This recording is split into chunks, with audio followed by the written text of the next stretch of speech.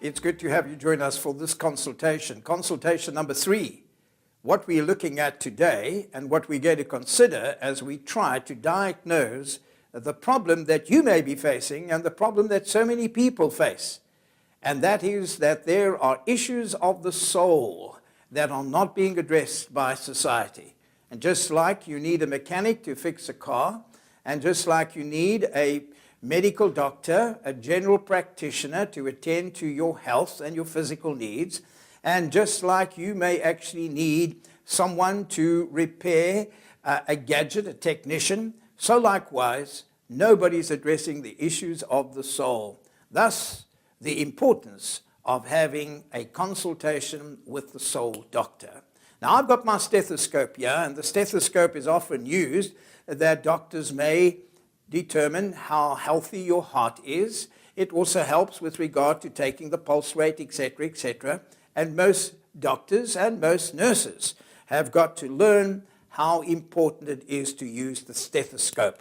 And today we don't want to use the stethoscope, but what we want to do is consider the various personality profiles and determine our personal heartbeat. Our personal heartbeat. What makes your heart beat differently to anyone else and everyone else? There is something about you that is so unique that nobody has ever been like you, and in the future there will never ever be anyone like you. I'm going to introduce you to something that I'm sure that when I do, you can say, well, that's no introduction, I've known that for a long time, but we don't always acknowledge this. And that is that your thumbprint. I want you right now to look at your thumb. Yes, look at your right thumb. As you look at your right thumb with all the patterns there never has been and there never will be another thumb like yours. That's how unique you are. The iris of your eyes are also unique. The pattern and the way that it's been formulated is different to anyone else. There is much about your human anatomy, much about who you are, much about your DNA that makes you a very unique individual.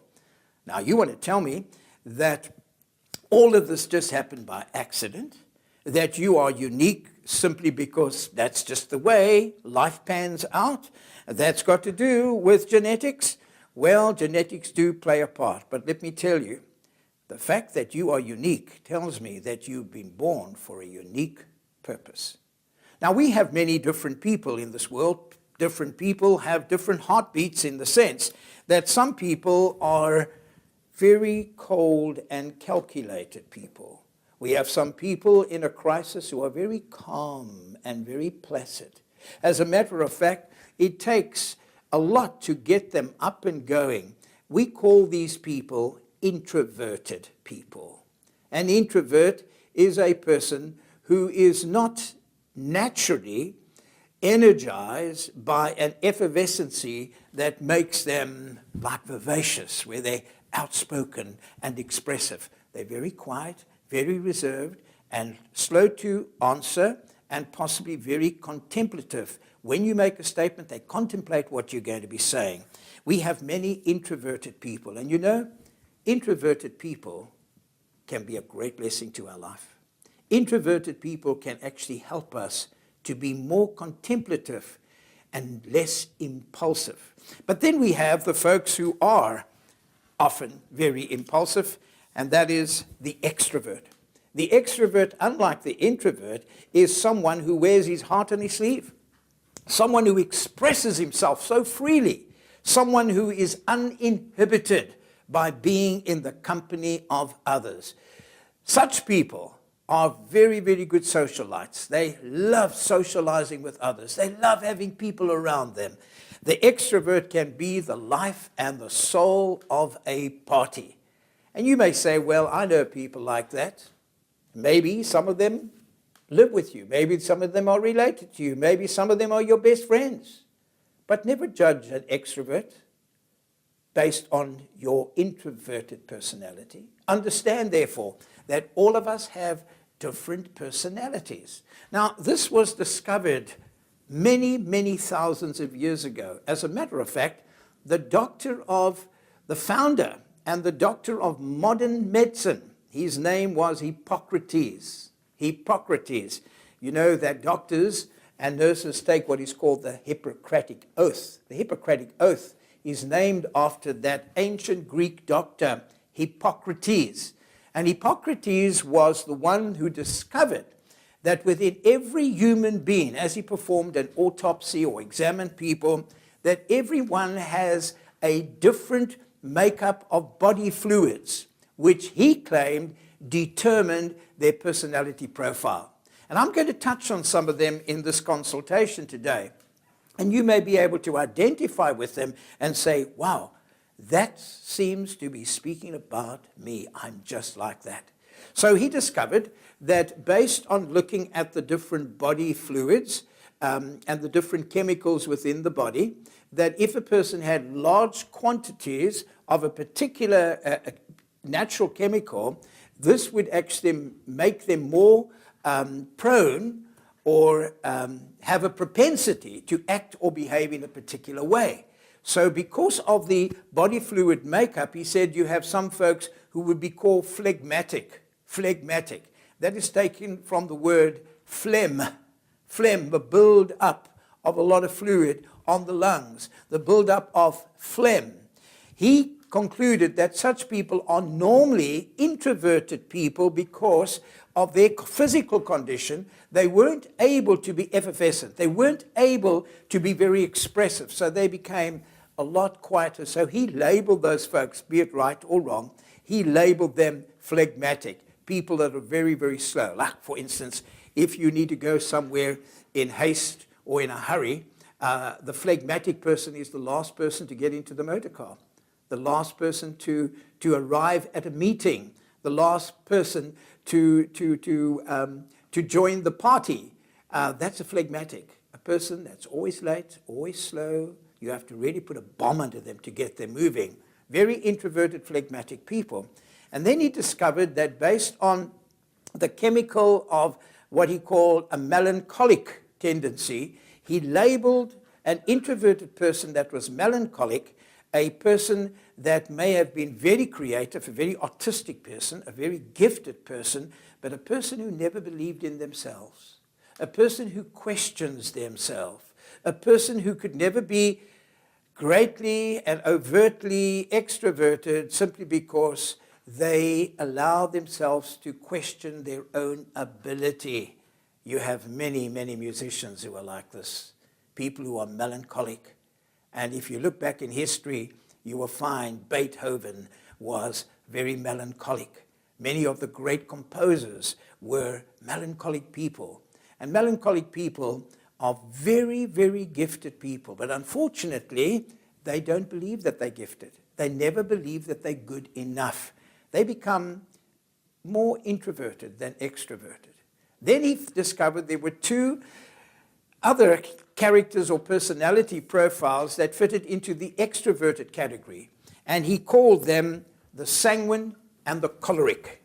The sanguine and the choleric. Now, often in English, if you speak of a sanguine personality, you're speaking of a very extroverted type of person, a person who talks a lot, a person that is afraid when there is silence. If you sit around the table and you eat, an extroverted person who is sanguine needs to talk.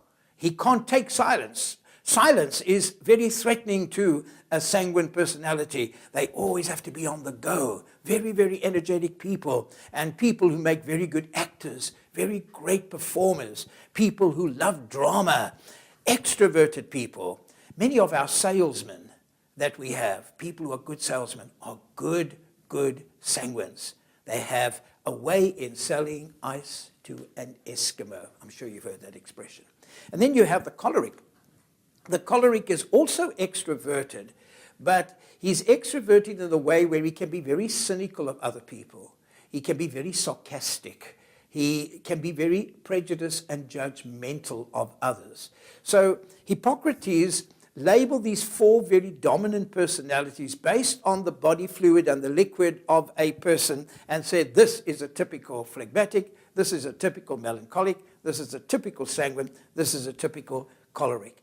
And those 4 profiles have actually remained with us now after so many centuries that even today we have people being profiled into one of those 4 categories. Now, there could be a combination that sometimes some people can be introverted and yet extroverted. It's a combination of being sanguine and yet melancholic. You can have that combination, but usually the one outweighs the other more. There's a greater percentage. So what we want to really discover in this consultation, and that is, what is your personality profile? Where do you see yourself?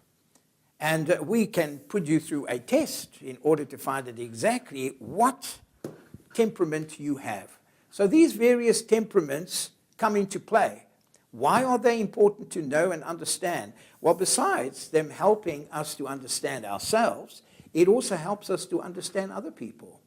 There are certain things that you can say to an extrovert that you should never say to an introvert, and vice versa. So once you begin to understand a person's personality profile, you will know how to interact with that person.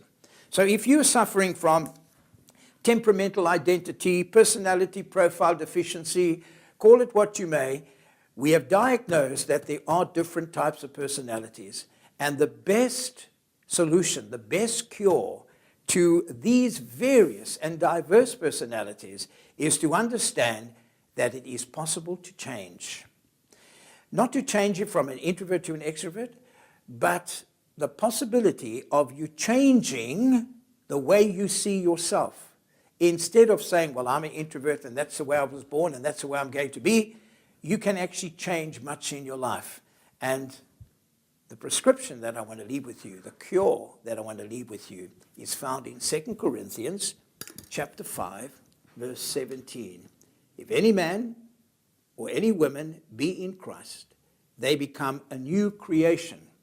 Old things, old profiles, old disorders pass away, and all things become new. Learn to apply that prescription, 2 Corinthians chapter 5, verse 17, and may you get your proper heartbeat back. God be with you.